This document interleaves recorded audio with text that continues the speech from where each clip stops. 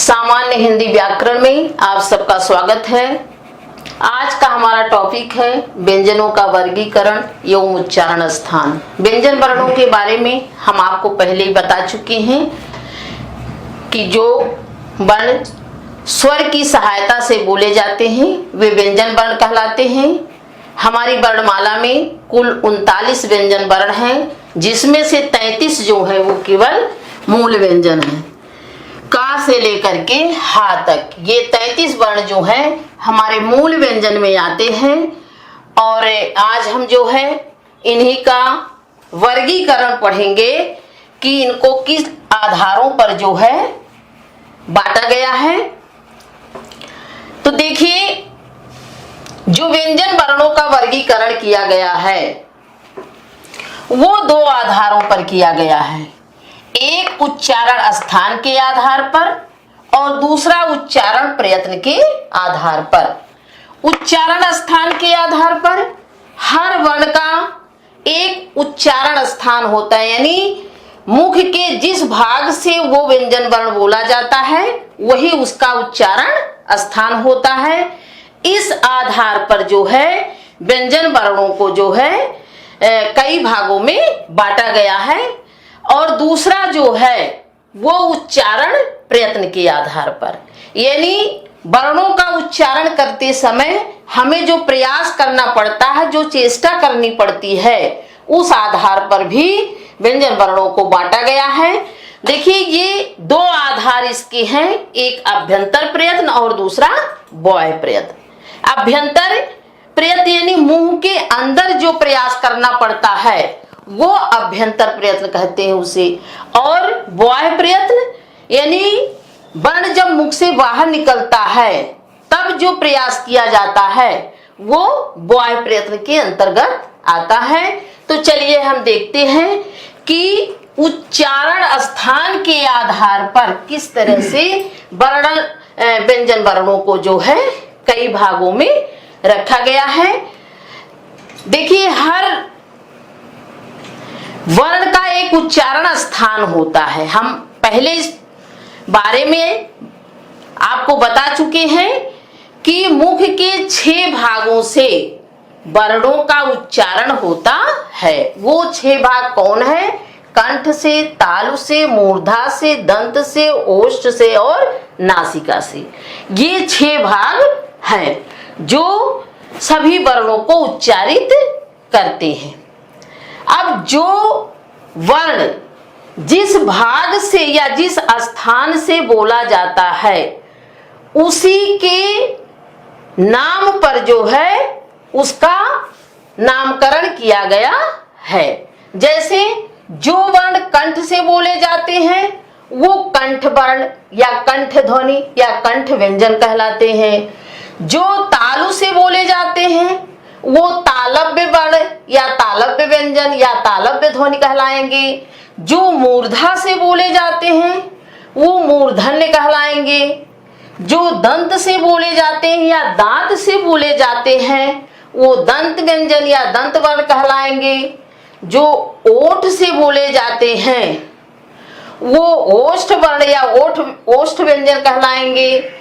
जो दांत ओठ दोनों से बोले जाते हैं वो दंतोष्ठ कहलाते हैं। जो नासिका से बोले जाते हैं या नाक से, जिनके उच्चारण में हवा जो है नाक से निकलती है, कुछ वर्ण ऐसे हैं, वो नासिक के व्यंजन या नासिक के वर्ण कहलाते हैं। और कुछ ऐसे व्यंजन हैं जो झटके से बोले जाते हैं, वो उत्क्षिप्त व्यंजन कहलाते हैं। तो एक एक को हम बताते हैं कि कौन सा वर्ण किसमें आता है। पहला है कंठ वर्ण या कंठ व्यंजन।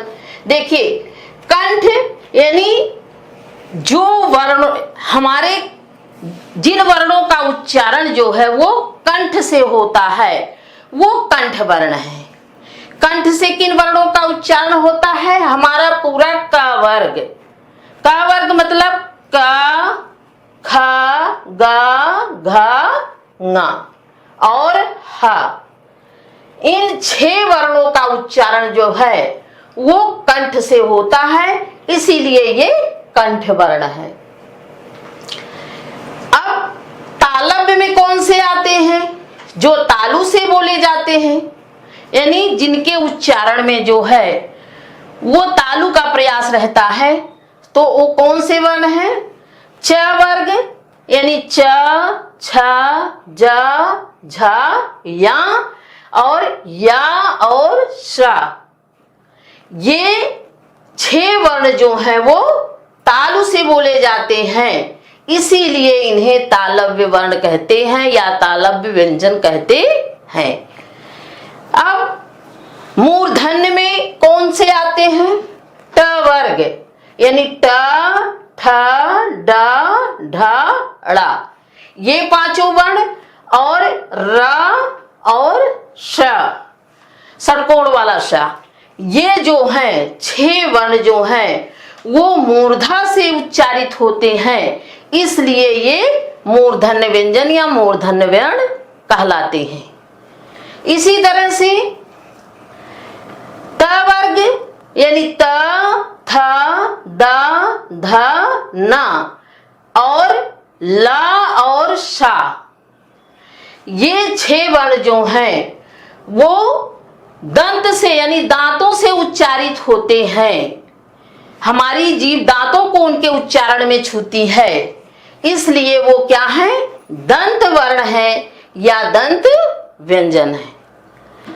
इसके बाद ओष्ठ व्यंजन या ओष्ठ वर्ण है, तो हमारा प, फ, ब, भ, म, यानी हमारा पूरा प वर्ग, प, फ, ब, भ, म जब उच्चारित करते हैं तो दोनों ओठ हमारे जो हैं वो आपस में मिल जाते हैं, तो ये क्या कहलाते हैं? ओष्ठ वर्ण या ओष्ठ व्यंजन या ओष्ठ ध्वनि है। ये तो हो गया है आपका पूरा जो 32 व्यंजन इसमें आगे। अब एक और बच रहा है वा। वा का उच्चारण जो है वो 2 जगह से होता है। वा, इसके उच्चारण में दांत और ओठ दोनों प्रयास करते हैं, तो ये जो है दंतोष्ठ वर्ण है या दंतोष्ठ व्यंजन है। इसी तरह से कुछ व्यंजन वर्ण ऐसे हैं जिनके उच्चारण में नासिका से यानी नाक से हमारे हवा निकलती है, यानी नाक का उसमें सहयोग रहता है, तो वो नासिक के व्यंजन कहलाते हैं या नासिक के वर्ण या नासिक के ध्वनि कहलाते हैं। तो हर वर्ग का ये हमारा है पूरे वर्णमाला, ये हर वर्ग का जो 5वां वर्ण होता है, ये देखिए ना, या, ड़ा, ना और मा, ये जो है ये नासिक के व्यंजन हैं, क्योंकि ये नासिका से इनके उच्चारण में सहायता ली जाती है, नाक से हमारे हवा निकलती है इनके उच्चारण में, तो इसलिए ये नासिक के व्यंजन है। इसी तरह से ड और ड़ और ढ, जिसको हमने पढ़ा आपको बताया था, ये द्विगुण व्यंजन है। ड़ ढ जब हम इसका उच्चारण करते हैं तो हवा बहुत झटके से जो है वो बाहर निकलती है, इसीलिए इन्हें उत्क्षिप्त व्यंजन कहा जाता है। देखिए परीक्षा में यहां से जो है कई क्वेश्चन जो है बनते हैं और कई परीक्षाओं में जो है आए भी हुए हैं कि किस तरह से इसमें पूछे जाएंगे प्रश्न। तो जैसे ये कहे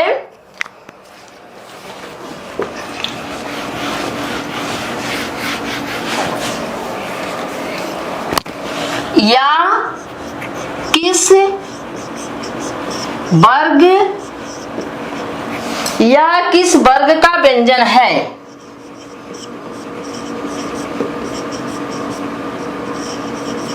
तो यहां देखिए ए ओष्ठ, बी कंठ, सी दंत,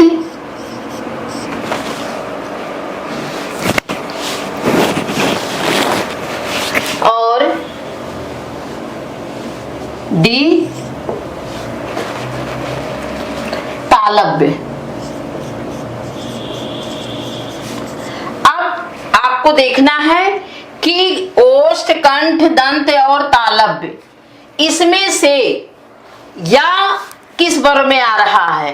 तो ओष्ठ को देखिए, ओष्ठ में तो पूरा प वर्ग आता है, कंठ में क वर्ग और हा आता है, दंत में त वर्ग और लसा आता है, तालव्य में हमारा जो है वो च वर्ग और यस आता है। इस तरह से हमारा सही आंसर क्या हुआ, डी, यानी या जो है वो तालव्य वर्ग का वर्ण है। तो इस तरह से यहां से आपकी परीक्षा के लिए क्वेश्चन बनते हैं। यहां से देखिए कि कौन सी ध्वनि नासिक्य ध्वनि है। निम्न में से कौन सी ध्वनि नासिक्य ध्वनि है।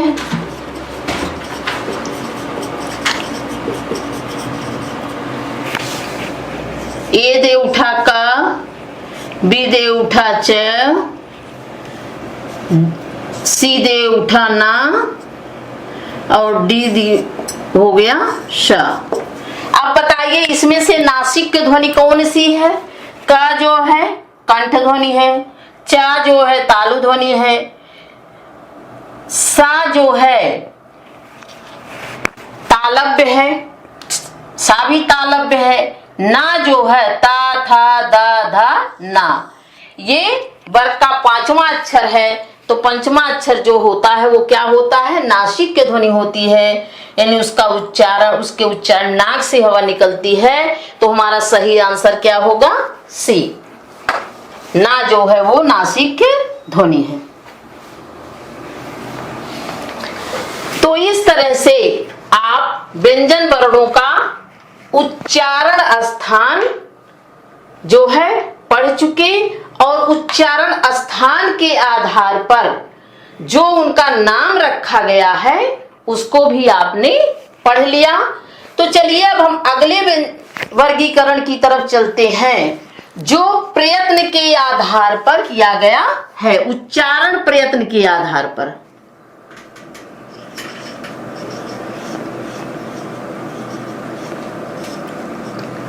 उच्चारण प्रयत्न के आधार पर, और ये जो हम पढ़ा रहे हैं वो है अभ्यंतर प्रयत्न। अभ्यंतर प्रयत्न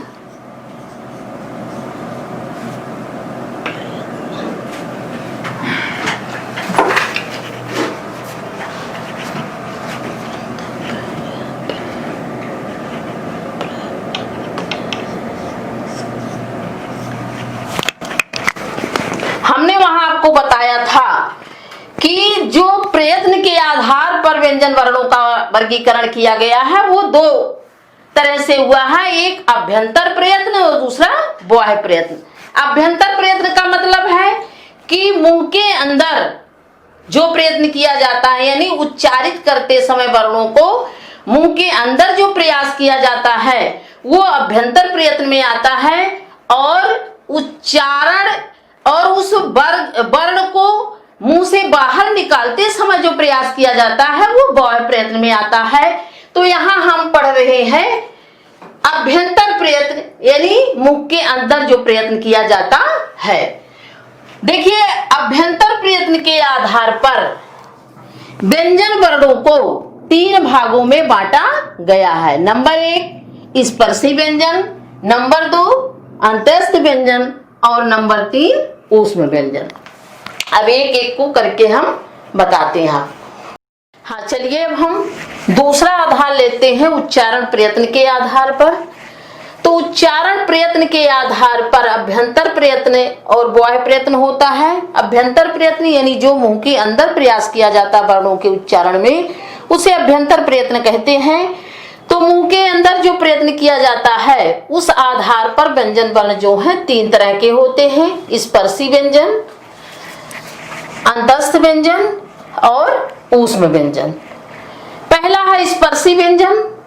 जैसा इसके नाम से ही पता चल रहा है।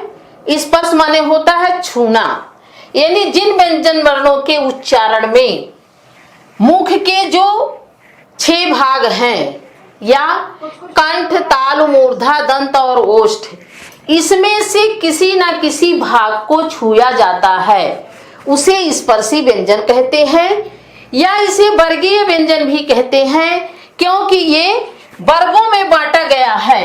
5 वर्गों में 5 वर्ण का 5 वर्ग है, क वर्ग, च वर्ग, ट वर्ग, त वर्ग और प वर्ग। तो ये 5 वर्ग जो है वो स्पर्शी व्यंजन में आते हैं, इसीलिए इसे वर्गीय व्यंजन भी कहा गया है। क वर्ग यानी क वर्ग के उच्चारण में हमारे कंठ से जो होता है, वो जो प्राण वायु निकलती है वो कंठ को छूते हुए निकलती है, स्पर्श करते हुए निकलती है। या च वर्ग के उच्चारण में हमारी जिह्वा जो है वो तालु को छूती है, तालु को स्पर्श करती है। इसी तरह ट वर्ग के उच्चारण में हमारी जिह्वा जो है मूर्धा से बिल्कुल चिपक जाती है, यानी मूर्धा को स्पर्श करती है, तब ट वर्ग का उच्चारण होता है।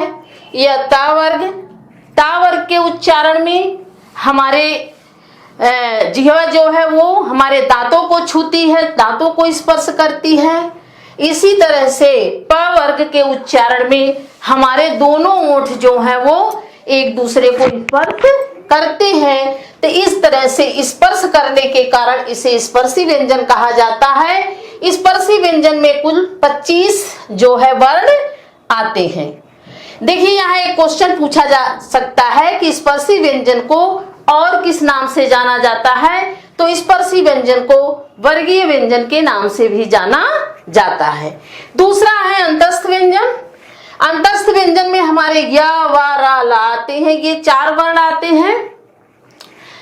जिन व्यंजन वर्णों का उच्चारण करते समय हमारी जिह्वा, तालु, दांत और ओठ दोनों एक दूसरे से मिलते हैं, लेकिन पूरी तरह किसी को छूते नहीं है, किसी से सटते नहीं हैं, यानी बीच में ही रहते हैं, इसीलिए इसे अंतस्थ व्यंजन कहा जाता है। अंतस्थ का मतलब होता है बीच में स्थित। तो अंतस्थ व्यंजन में या, वा, रा, ला आते हैं। इसमें से या और वा को अर्ध स्वर कहा जाता है। अर्ध स्वर क्यों कहा जाता है? क्योंकि देखिए यण संधि में ई या ई के बाद उ या उ के बाद कोई असमान स्वर आता है, कोई असमान स्वर आता है, यानी आ उ ई मतलब समान ना हो, ई के बाद ई ना आए या उ के बाद उ ना आए तो ई का या हो जाता है और उ का वा हो जाता है। यही या और वा ये है, इसलिए इन्हें अर्धस्वर कहा जाता है। इसी तरह से रा को जो है लुंठित या प्रकंपित व्यंजन कहा जाता है, क्योंकि र के उच्चारण में हमारे जो जिह्वा है उसमें कंपन होता है, हवा जैसे लौटते हुए चलती है, इसीलिए इसे लुंठित या प्रकंपित व्यंजन कहा जाता है। तीसरा जो वर्गीकरण है वो प्रकार है वो ऊष्म व्यंजन। ऊष्म व्यंजन में हमारे 4 वर्ण आते हैं, तालव्य सा और मूर्धन्य सा, दंत सा और हा। ऊष्म व्यंजन इसे क्यों कहा जाता है? क्योंकि इन वर्णों के उच्चारण में हमारे अंदर से निकलती हुई प्राणवायु इस तरह से घर्षण करती है कि एक ऊष्म वायु निकलती है, गर्म वायु निकलती है, जिससे इन वर्णों का उच्चारण होता है। इसीलिए इसे ऊष्म व्यंजन या संघर्षी व्यंजन कहते हैं, क्योंकि घर्षण होता है, इसीलिए इसे संघर्षी व्यंजन कहते हैं। ऊष्म व्यंजन में जो है वो सा, शा, सा को ही संघर्षी कहते हैं। शा, शा, शा। देखिए आपकी प्राणवायु जो निकलती है अंदर से आपके मुंह में एक संघर्ष जैसे होता है, इसीलिए ये संघर्षी व्यंजन कहते हैं इसे। लेकिन हा जो इसमें से है वो संघर्षी नहीं है। अब देखिए इसमें क्वेश्चन किस तरह से बनते हैं कि आ सकता है कि निम्न में से अर्धस्वर कौन है, तो अर्ध स्वर जाने रहिए, या और वा है। इसी तरह से प्रकंपित व्यंजन कौन सा है, या लुंठित क्या है व्यंजन कौन सा है, रा है। और ये भी आ सकता है कि निम्न में से संघर्षी कौन नहीं है। चारों वर्ण दे उठा तो कौन संघर्षी नहीं है, हा आपका संघर्षी नहीं है।